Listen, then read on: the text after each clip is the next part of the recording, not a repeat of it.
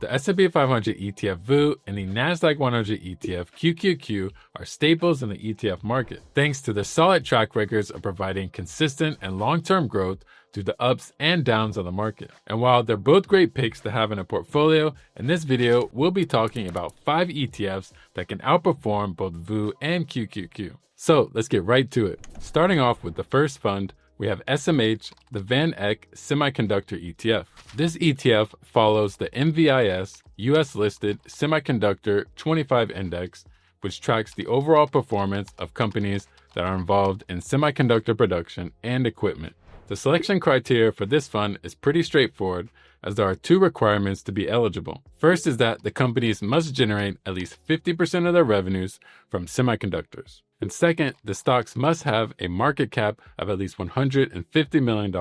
And this index is reconstituted twice a year and rebalanced quarterly. Getting into the portfolio of SMH, this fund contains about 26 holdings in total, with its top holdings in names like Nvidia, Taiwan Semiconductors, Broadcom, AMD, and more. With this fund being a fund that's focused on just a single industry, it's going to be more concentrated, which you can see the low amount of holdings that it has. Over 70% of the fund is from the top 10 holdings, so any of these stocks can have a decent impact on price movements of the fund. As for the fees, SMH comes in with an expense ratio of 0.35%, which would be costing you $35 for every $10,000 invested. Now, the best part of SMH is going to be the performance. This fund has had annual returns of nearly 28% in the last 5 years and just over 29% in the last 10 years. Really hard to beat returns like that for an ETF. If we compare this to the S&P 500 ETF VOO and QQQ over the last 10 years, it's pretty clear as day that SMH left them in the dust, more than 4xing VOO and about 2.5 times the returns of QQQ. SMH's focus on the semiconductor industry makes it highly concentrated and less diversified, but it's had some serious returns in these past few years. And if you're someone that believes in the future growth potential and the demand for electric vehicles, expansion in data centers, AI, and more, then this could be a fund for you to look into. Next up, we have XLK, the Technology Sector Spider Fund ETF. XLK aims to track the performance of the Technology Sector Index, which is made up of companies for the technology sector of the S&P 500 index. And there's a few pieces to this index. First is that the company must be a part of the S&P 500 index. Next is that the companies are weighted by their float-adjusted market cap, subject to a cap as of each quarterly rebalance. And last is that select sector indexes are rebalanced quarterly to reset their weightings. And the cap for select sector ETFs is 20%, meaning a stock cannot make up more than 20% of the portfolio. Now for the breakdown of the fund, XLK has a total of around 68 holdings. And the top holdings that primarily make up this fund are Nvidia, Microsoft, Apple, Broadcom, and Oracle. These top holdings make up over 60% of the portfolio, and the top 3 stocks make up about a third of the fund. So while it's a pretty concentrated fund, this is pretty reflective of the tech sector. If we get into the sector breakdown, or industries I should say, the fund is mostly exposed to semiconductors and equipment, software, and technology hardware, storage, and components. Moving to the fees, XLK has an expense ratio of just 0.08%, costing $8 for every $10,000 invested. This fund is on the lower end of fees when it comes to tech-focused funds, which is great. As for the performance, XLK won't let you down. Over the last 5 years, this fund has had annual returns of about 17% and higher returns of 22% annually for the last 10 years. If we bring QQQ and VOO into the picture, when it comes to the last 10 years of returns, XLK managed to easily beat both of them by a nice margin. Like any tech sector fund, due to its nature, it will come with concentration risk. So if you're looking for diversification, a sector fund is not going to fulfill those needs. But if you're looking for a fund that has provided some solid returns, that not only gives you exposure to tech, but is reflective of the tech sector within the S&P 500, then this is a fund to check out. Next up, we have SPMO, the Invesco S&P 500 Momentum ETF. Now this fund functions a bit differently.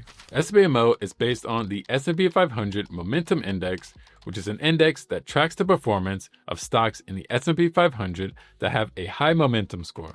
And this fund filters out the best performing 100 large cap stocks based on 1-year price returns, along with additional filters and constraints, such as holdings have a weighting cap of 9% of the index or 3 times its market cap, whichever is lowest. This ETF is also rebalanced and reconstituted 2 times a year on the 3rd Fridays of March and September. Getting into SPMO's portfolio, this fund contains 100 holdings in total, and the top names that make up this fund are Nvidia, Meta, Broadcom, and more. So a bit less concentration in the holdings compared to those more focused sector and industry funds. For the sectors, SPMO is exposed to technology, financials, consumer discretionary, communication, and the remaining spread into a few other categories. Since this fund is focused on momentum stocks, this could range from a variety of sectors. Hence why you see this fund has a pretty nice spread of sector exposure with a bit more tilt in tech. Since nothing is free, for the fees, SPMO has an expense ratio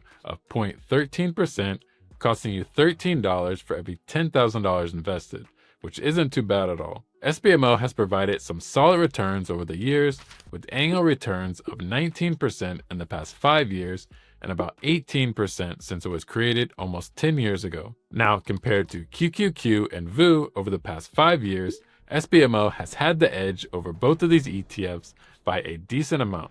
But if we zoom out 10 years or so just a bit before SPMO was created, QQQ is up more.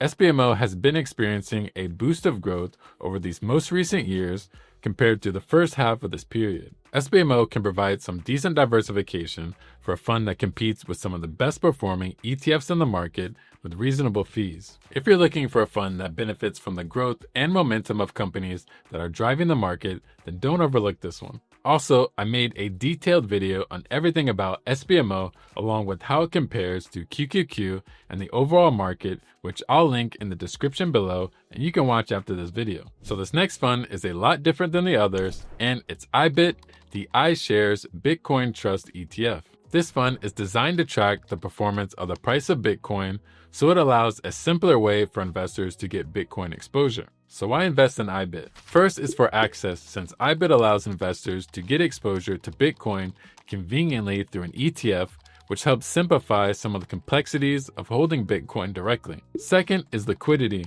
as ibit has been the most traded Bitcoin ETF since it was created. And last is integrated technology, because ibit is managed by the world's largest asset manager, and it uses technology that's built with Coinbase Prime, which is the leading institutional digital asset custodian. When it comes to its holdings, ibit is quite simple since the fund owns the Bitcoin.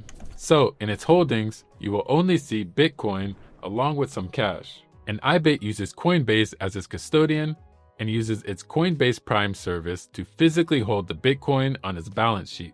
So it owns the Bitcoin outright, which allows for investors to own it by proxy through owning shares of the ETF with a management fee attached to it. And speaking of those fees, ibit has an expense ratio of 0.25%, costing $25 for every $10,000 invested. Now, let's talk about the performance. ibit is still a pretty new fund, but since it was created in January 2024, it's had some amazing returns of well over 100% in that short time period. Over the same time span, if we look how QQQ and the S&P 500 did, while they both performed great as well, ibit really outperformed the market by a long shot.